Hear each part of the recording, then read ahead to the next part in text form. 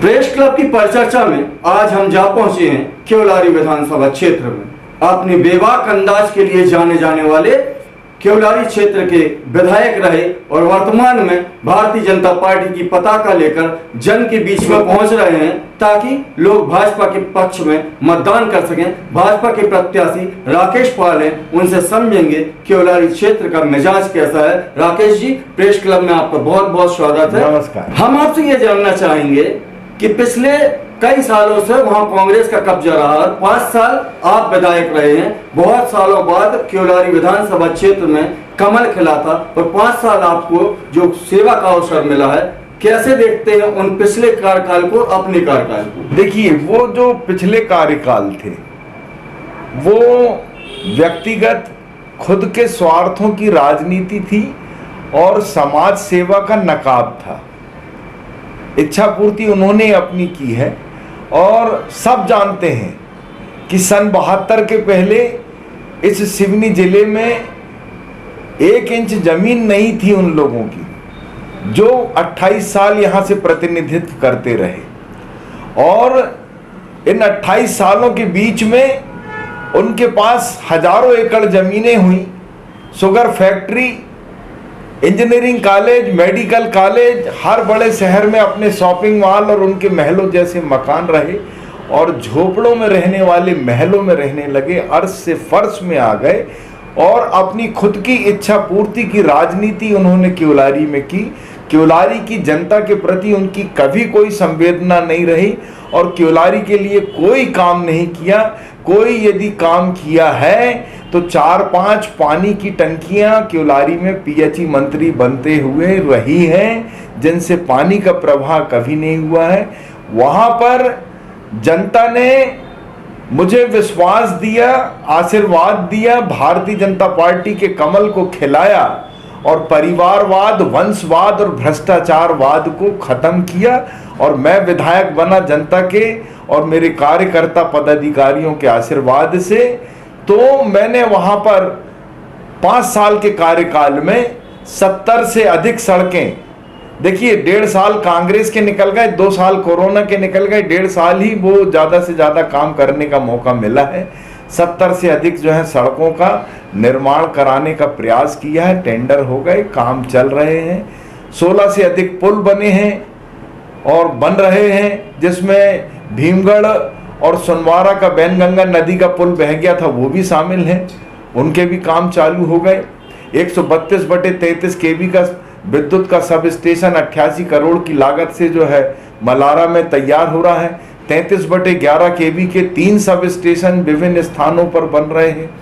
142 गांव में सीधे मां नर्मदा बैनगंगा का समूह पेयजल योजना का पानी जो है लोगों को मैंने उपलब्ध कराने का प्रयास किया है। लोगों को नल की टोटी के माध्यम से पानी मिल रहा है।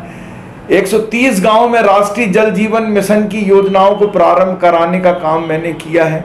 3 सीएम राइज स्कूल पूरे मध्य प्रदेश में केवलारी विधानसभा के लिए, जहां मुख्यमंत्री शिवराज सिंह चौहान जी के आशीर्वाद से 3 सीएम राइज स्कूल मुझे मिले हैं।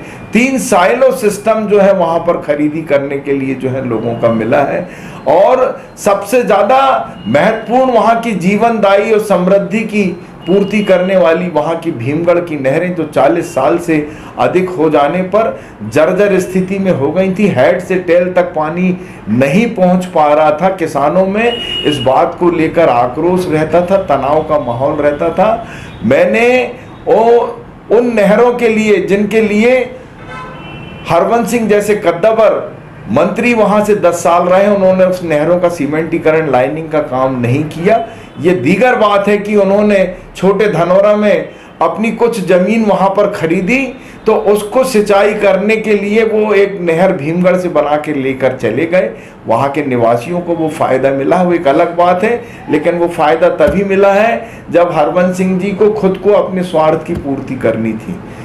मैंने इन नहरों के सीमेंटीकरण, लाइनिंग के लिए आदरणीय मुख्यमंत्री शिवराज सिंह चौहान जी के आशीर्वाद से, आदरणीय केंद्रीय प्रहलाद पटेल जी के आशीर्वाद से प्रदेश और केंद्र से स्वीकृति दिलाई है और टेंडर के दस्तावेज भी तैयार हो रहे हैं, आचार संहिता लगी है और शीघ्र ही उस क्षेत्र की नहरों का सीमेंटीकरण, लाइनिंग का काम हो जाएगा। आपका एक वीडियो वायरल हो रहा है सोशल मीडिया पर, बर्रा पे आके कोहराम मचा दूंगा, क्या था वो मामला? वो कोई मामला नहीं है, मेरा कार्यकर्ता सम्मेलन था, वो वीडियो को कटिंग करके दिखा रहे हैं। मैंने ये कहा था कि उन्होंने जब जब चुनाव लड़ा है और जब जब वहां से प्रतिनिधित्व किया है तो मेरी भारतीय जनता पार्टी के कार्यकर्ता और पदाधिकारियों के साथ जो है उन्होंने हिंसात्मक रुख हमेशा अपनाया है और चुनावों में भोपाल, जबलपुर और नागपुर से लाए हुए गुंडों के द्वारा जो है आतंक भी फैलाया है।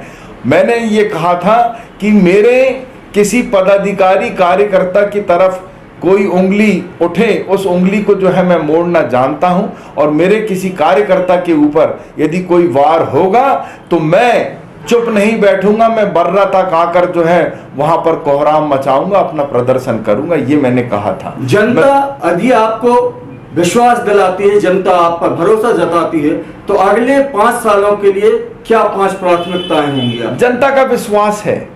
आज मुझे बड़ी खुशी होती है कि जब मैंने इस विधानसभा को इतना घूमा है, मैं नहीं समझता कि किसी विधायक ने घूमा होगा।